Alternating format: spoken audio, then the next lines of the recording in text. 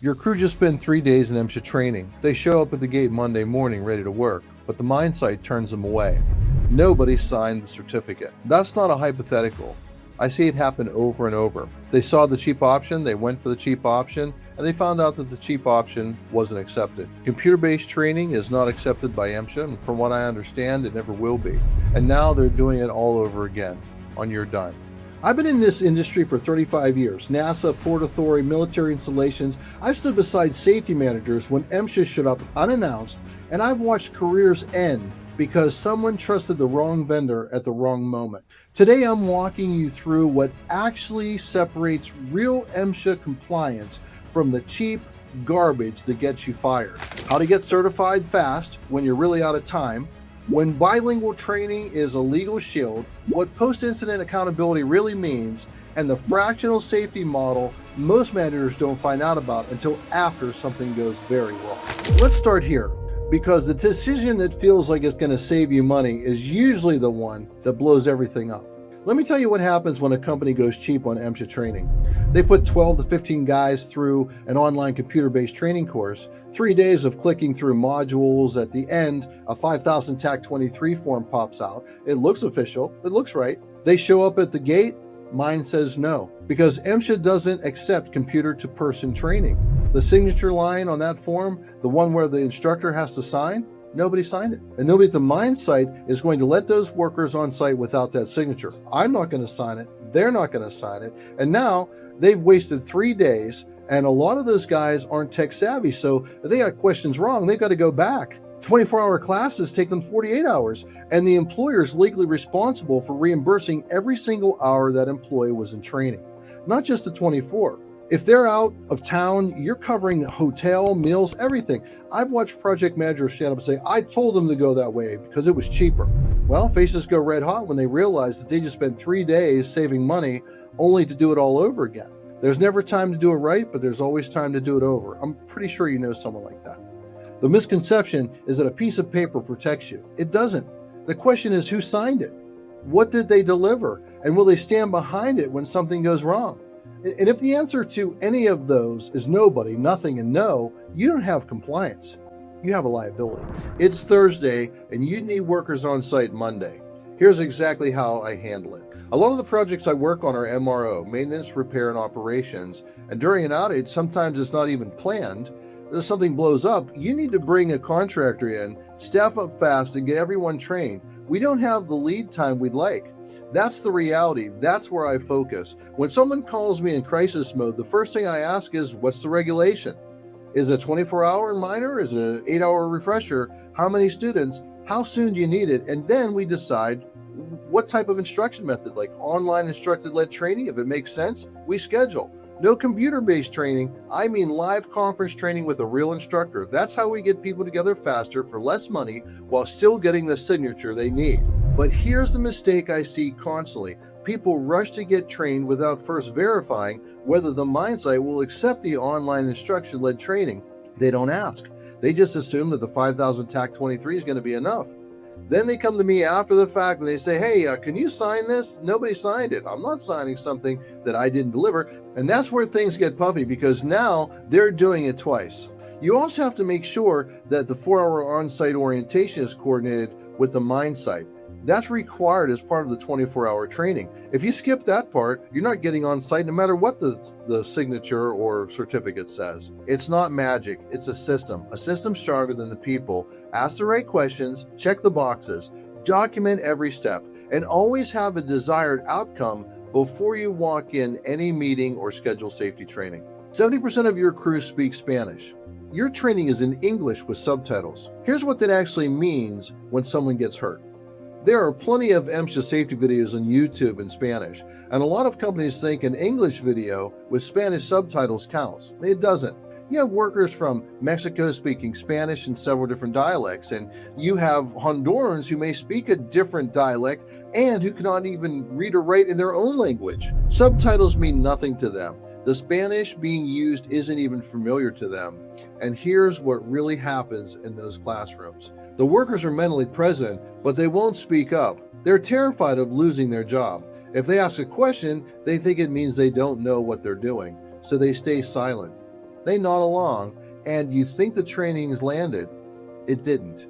I've been in classrooms where workers laugh at safety, not because they don't really care, but because no one has ever told them that it matters. No one's ever broken through that fear and said, hey, what happens in this classroom stays in this classroom.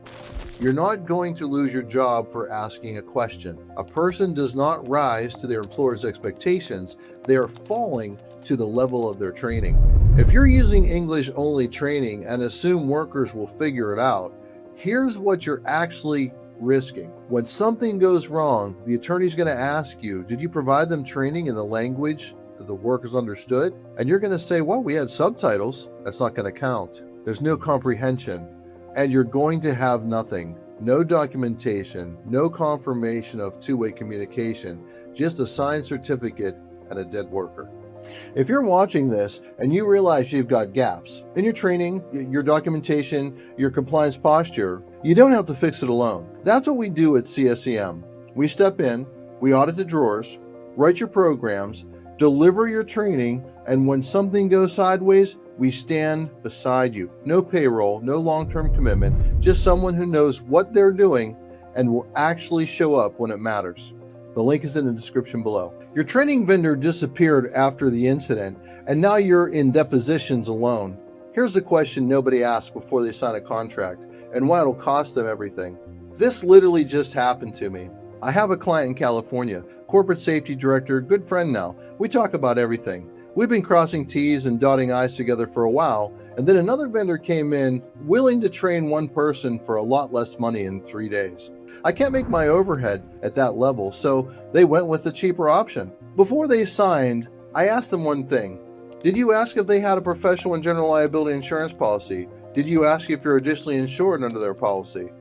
Did you get a letter saying that they'll stand beside you in a deposition if something goes wrong? They hadn't asked. Nobody asked that. They say, well, I need 24-hour training. How much? When can you do it? Conversation over. Nobody sits there and asks, who's going to stand with me if this all goes sideways? Who's going to be answering the questions side by side with me? Who's going to help me build a responsible strategy when the big incident happens? Because at that point, we can beg for forgiveness, but we can't beg for someone's life back. If you use the cheaper training vendor and you're sitting in front of a deposition attorney, here's what falls apart first, your confidence, because you know you didn't ask the right questions. You didn't build the expectation. You didn't confirm that they had your back.